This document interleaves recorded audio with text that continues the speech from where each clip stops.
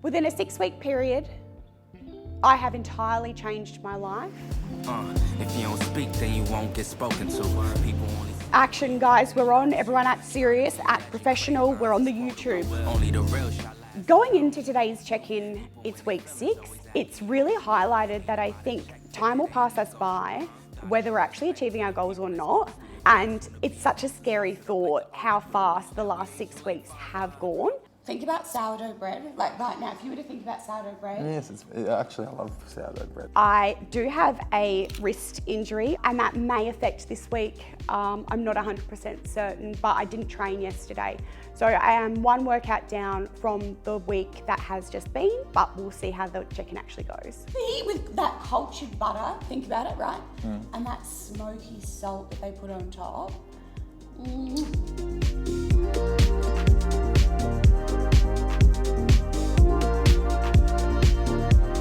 Your skin folds are about the same. So you're actually down 0.4.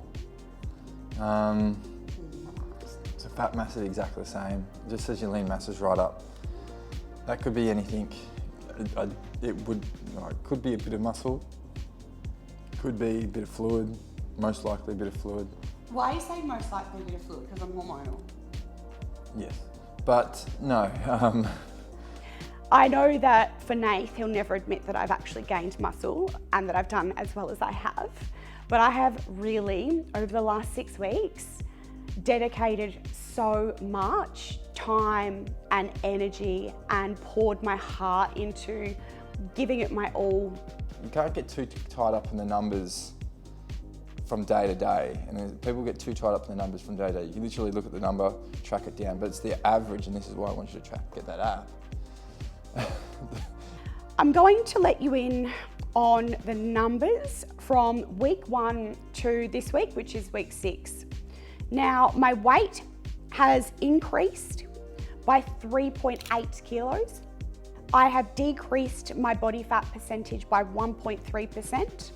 Skin folds have gone down by 4 millimeters over 9 sites. My calories have increased by 300 calories over the space of 6 weeks.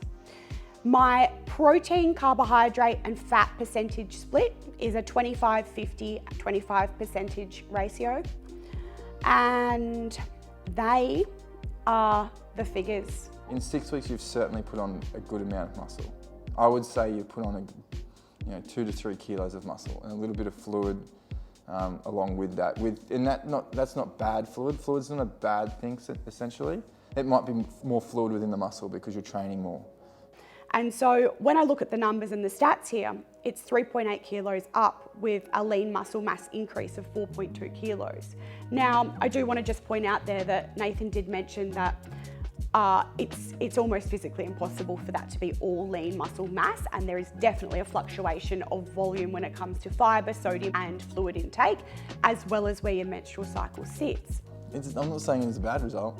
It's a good result. In 6 weeks? In 6 weeks, it's a very good result.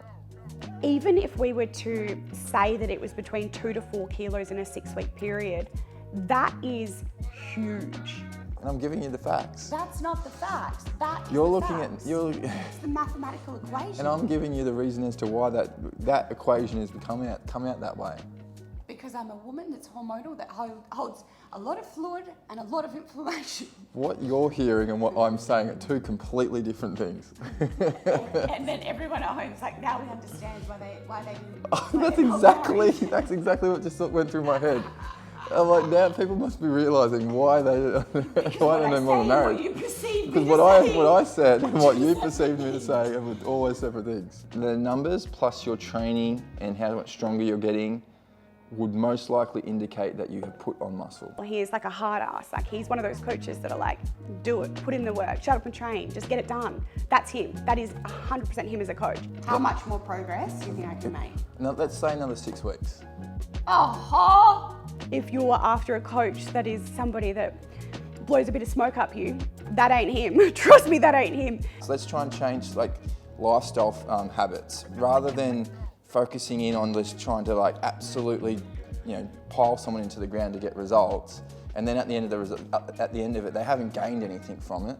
It should be more based around the mindset changes. Our bodies don't change to this like drastic before and after overnight or in a 6-week period, but it's the habit stacking over a long period of time that makes all of the difference. And I think the key thing to remember here is it's not just physical appearance that we're aiming for. It's sleep quality, it's mental health, it's doing the things we love, it's having energy to play with our kids. It's about actually transforming and changing your life from the inside out throughout all areas, not just the physical appearance. Your training habits have improved, your nutritional habits have sort of started improving, kind of. This week you didn't. But that's what we need to start focusing on. We need to start focusing in on. I also didn't and do that's my what hydration goal either. That was another one you said. There's another one. I guess documenting this, I didn't know how much muscle I could gain, and I didn't know what the results were going to be. And it's been week to week, and it's live. And some of those weeks I didn't gain muscle. I definitely put on fat and lost muscle. Like there was so many fluctuations, and it's been such an interesting process that I think if I was able to go back to week 1 and reflect, I would say to myself, you are going to achieve these results here. Let's see how much harder you can actually push. It's disappointing, isn't it? I might try a bit harder now. Now's the time. Now's the go time. So my strength has gone from, I guess, being a little bit timid in the gym because I was starting all over again. And my health at the start of the year versus now has become so different and so transformational, and my strength with that has changed. And I'm talking like 12.5 kilo dumbbell Romanians to 37.5 kilos for like 20 reps. My hip thrusts are 4 times body weight, and I'm finally feeling like I'm back in the gym and being able to hit numbers that I'm actually proud of.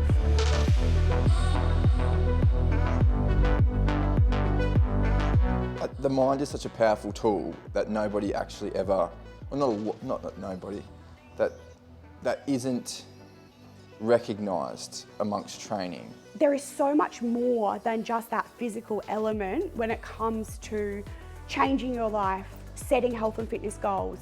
And that's where the intensity comes, because you get excited about, okay, this is my opportunity. I've got one shot to beat what I did last week. And that's kind of how I look at it. I'm okay, this is what I did last week, one shot to beat it, let's do it.